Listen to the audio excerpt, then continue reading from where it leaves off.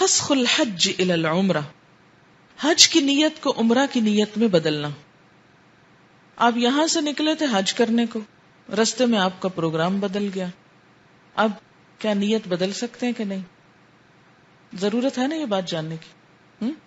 چلیے دیکھتے ہیں کیا ملتا ہے جواب. میقات سے حج افراد یا حج قران کی نیت سے احرام باندھنے والا شخص مکہ مکرمہ پہنچنے سے پہلے یا مکہ مکرمہ پہنچنے کے بعد حج تمتع کرنا چاہے تو اپنی نیت بدل سکتا ہے اور حج کے احرام کو عمرہ کے احرام میں تبدیل کر سکتا ہے. اگر حج قران ادا کرنے والا شخص اپنے ساتھ قربانی کا جانور مکہ مکرمہ لے کر آیا ہو تو وہ حج کی نیت عمرے میں تبدیل نہیں کر سکتا.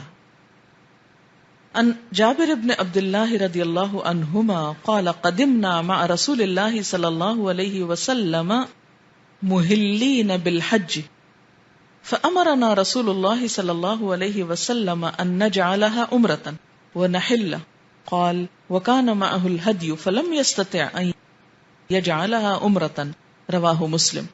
حضرت جابر رضی اللہ تعالیٰ عنہ سے روایت ہے کہ ہم رسول اللہ صلی اللہ علیہ وسلم کے ساتھ حج کی لبیک پکارتے ہوئے مکہ آئے.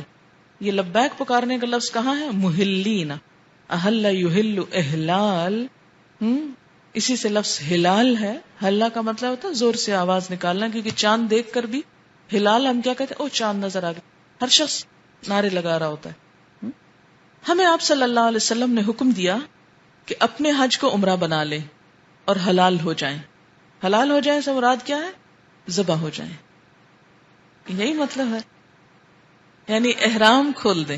جی راوی کہتے ہیں کہ چونکہ رسول اکرم صلی اللہ علیہ وسلم کے ساتھ قربانی کا جانور تھا جو آپ مدینہ سے اپنے ساتھ لائے تھے، اس لیے آپ صلی اللہ علیہ وسلم اپنے حج قران کو عمرہ میں نہ بدل سکے.